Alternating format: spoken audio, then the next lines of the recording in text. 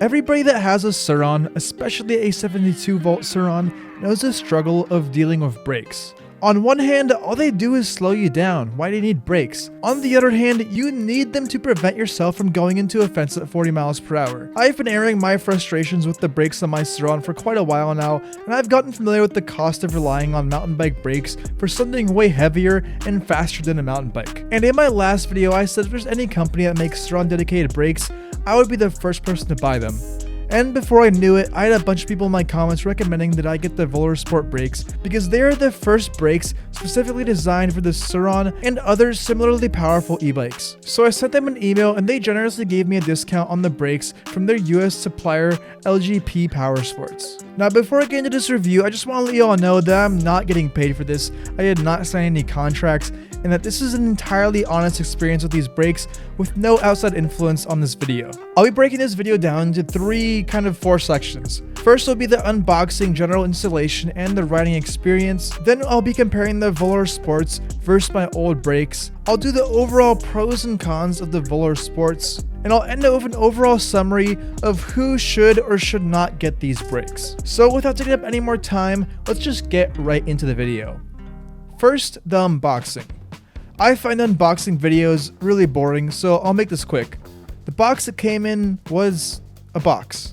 A fine box. The packaging was decent overall. I wouldn't say that it impressed me, and the calipers came in a small plastic box with no padding, which felt kind of cheap, but whatever, they're gonna get beat up way worse on my bike than FedEx could ever do. I found it really nice that everything was labeled front and back, so you didn't have to guess what part was for which kit. And while the kit did not come with any printed instructions, you could find them easily online, and it was pretty easy to follow. Except for this little rubber thing. I'm not sure where it goes, and it wasn't mentioned anywhere in the instructions, so I just assumed it was the rubber piece that you're supposed to put your zip tie on so your brake line doesn't get snagged by one of your knobbies. And if you've ever upgraded your Sur-ron brakes in the past, it's essentially the same process. It's not that hard, but it takes a little bit of time, and there's plenty of videos on YouTube to help guide you through it. Now, right out of the box and throughout the install, I could see and feel that these were very high quality parts.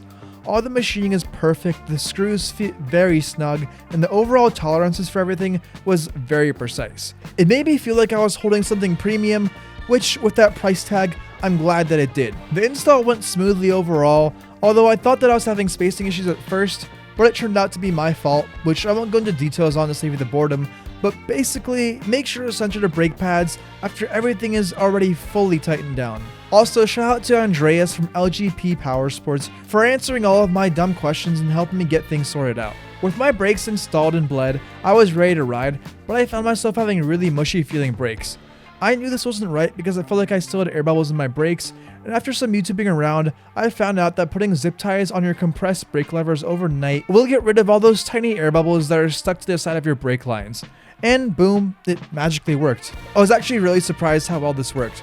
I'll make sure to include this tip in a Sur-ron life hacks video in the future. On my first ride, I was really happy with how the brakes felt. I was having a bit of slight rubbing on the front brake disc, which caused the front wheel to stop when I was doing a wheelie, but this eventually fixed itself over time. Before I went out to ride for the first time, I noted some things that I was concerned about for these brakes. The main thing that I was worried about is they would be too strong or too touchy, and this could lead me to losing my precise control that I had of my old brakes, or if I had to panic brake, I would lock up my front wheel, or simply go over the bars. Well, I'm glad to say that is not the case. First off, the Volar Sport brakes, by all intents and purposes, are motorcycle brakes. They have pretty much twice the amount of brake pad surface area, the brake lines are way bigger, and are also braided under a rubber layer, and they have master cylinders for motorcycle brakes. Because of all these factors, while they certainly have more stopping power, it also takes a little bit more force to pull the brake lever to get that peak stopping power. Even with my very lackluster stoppy skills, I can definitely feel a way better hand-to-brake connection, and of course more stopping power available to me whenever I need it. With my old brakes, it felt way more binary because half the lever hardly did anything at all, with all the power coming in only when it was in the bottom half of the lever pull. With the Volar Sports, I feel like I have a way better range of braking power and I can access it with less effort overall, but not such little effort that it becomes dangerous to a point that I fly over my handlebars if something jumps out and scares me and I panic brake. I was also happy to find out that I can still use one finger to lock up the rear wheel, and I still have all that precise control in wheelies as I had before, but now I also have the insurance of knowing that I have a lot more braking power if I need it. And most importantly, I will never run into brake fade, which is a big problem on mountain bike brakes people use. And with all that extra brake pad area, the Volar Sports do get very hot, which is why I put DOT 5.1 to guarantee that I will never get brake fade, which might have been a little bit overkill, but hey, they're rated for it, so I might as well put it in there. Speaking of brakes getting hot, you know when you get back from a long car ride and turn off your car and you hear that kind of clicking, ticking noise? That noise is coming from your brakes cooling down. And the Volar Sport brakes make the same noise when they cool down, which I think is really cool.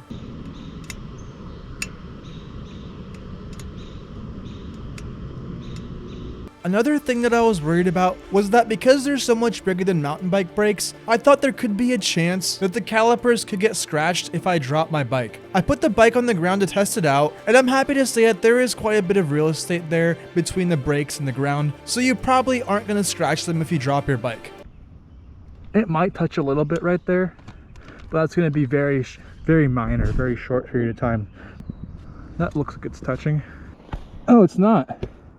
Nice. Overall, my riding experience with these brakes was exceptionally good, and I'm very happy with my purchase. They do exactly what I asked them to, and also give me more room for forgiveness, which is exactly what I wanted. And now I finally feel confident enough to start learning how to do hand drags. They aren't too sensitive, but they also aren't sluggish. And they blow the stock Sur-ron brakes completely out of the water and are undoubtedly better than the commonly upgraded to mountain bike brakes in every way. There is one downside though, and that is if you have upgraded forks that require a boost spacer, you might find yourself needing to get new bolts that will fit the brake disc. For me, my old ones had a head that was too big, and when I replaced them with the stock ones that fit, they were too short and caused my brake disc bolts to come loose over time because there wasn't enough threads holding it in to begin with. I decided to go with the Warp 9 boost spacer bolts because they're made out of titanium and also 16 millimeters long, but if your e-bike has stock suspension and you have your stock rotor bolts, then they should fit perfectly because that is exactly what this kit was designed for. To compare the Volar Sport brakes to my old brakes, which were the Bergara MT5s,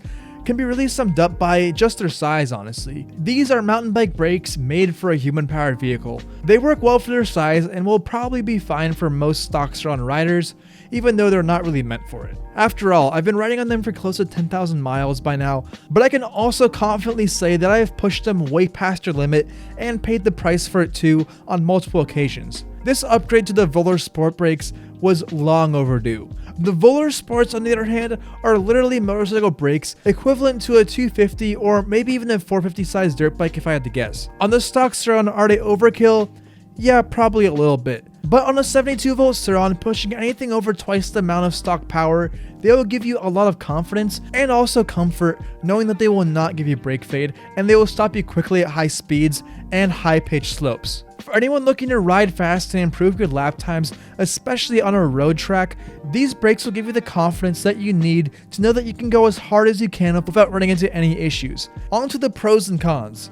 First with the pros. They look amazing. They are by far the best looking Sur-ron brakes I've ever seen. They have a high build quality. They're CNC machined and you can see the machine marks on them, which I think is a cool little detail. And they're made out of really high strength aviation grade aluminum, which is extremely corrosion resistant. The install is very straightforward. You don't need to shave anything down. Just bolt on, bleed, and go. Actually, I did have to shave down the side of the mudguard on my Manitou Dorado fork, but that is just specific to me. If you put it on a stock Sur-ron or any other bike with stock forks, you would not have to do this. And I mean, it's just a minor little trim, so it's not a big deal. They feel very smooth and responsive, yet they grab when you need them to, which is very important. Obviously, they improve your stopping power. They eliminate brake fade. They make a cool clicking noise when cooling down. You're not going to need to change brake pads as often because they're just much bigger. They have steel braided brake lines, and you can buy every individual part if something happens to break.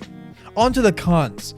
It is expensive, but it is justified. I know spending $1,000 on anything is a lot, but when you already have this much money into a bike, spending it a little bit extra on some stuff that'll keep you very safe, I think is a very good investment. I also don't like how there's only one option for brake levers, or at least there's no upgrades available that I know of. I'm not sure if there's any brake levers that are compatible with the Volar Sports, but I really wish they would come out with some shorter, slicker looking brake levers. I think it would just look better on the bike, and it might even improve your leverage for braking. It might be hard to find new pads sometimes. At the moment, the only retailer I see selling brake pads is LGP Power Sports, and they are currently out of stock. Eval Vendo also sell brake pads, and they are in stock, but they do not ship to the United States. But I'm sure as these brakes become more common, brake pads are going to be more accessible and are going to be easier to buy.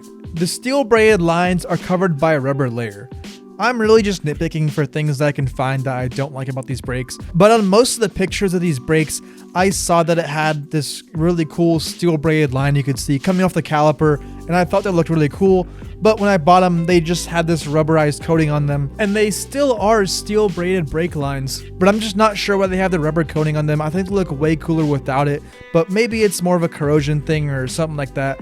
I don't know. I'm really just nitpicking for things that I can find that I don't like about these brakes. Obviously, if you couldn't tell by the whole video, I love the Volar Sport brakes and the confidence they inspire in my riding, but I do not think that everyone needs to have them. If you have a stock Sur-ron, upgrading to some mid-range mountain bike brakes will be good enough for most situations.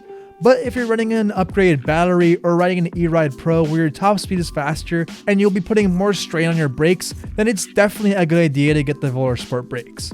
If you're running anything over 15 kilowatts, then I think it is an absolute mandatory upgrade, because at those speeds and those power levels, you really want to have some brakes that you can rely on and trust your life on. Sure, the price tag might be off-putting to some of you, but at the end of the day, they're only a few $100s more than top-of-the-line mountain bike brakes, and when they are the only thing you rely on to slow down, the peace of mind that the Volar Sports give you is absolutely priceless. And if you're interested in a more in-depth analytical video testing the Volar Sport brakes versus the Telaria stock brakes, check out the video on the screen right now. If you're interested in purchasing yourself a set of both, or just individual front or rear Volar Sport brakes, check out my description for a link to LGP Power Sports in the description down below.